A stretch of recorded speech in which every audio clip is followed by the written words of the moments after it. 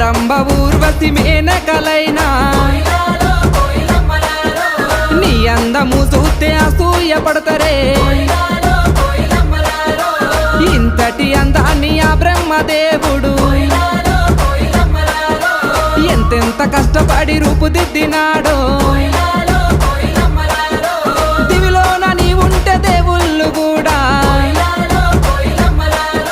నిన్ను చూసి ఆగరాని కిందికే పంపనేమో మల్లె చెట్టు కింద కూస్తున్నా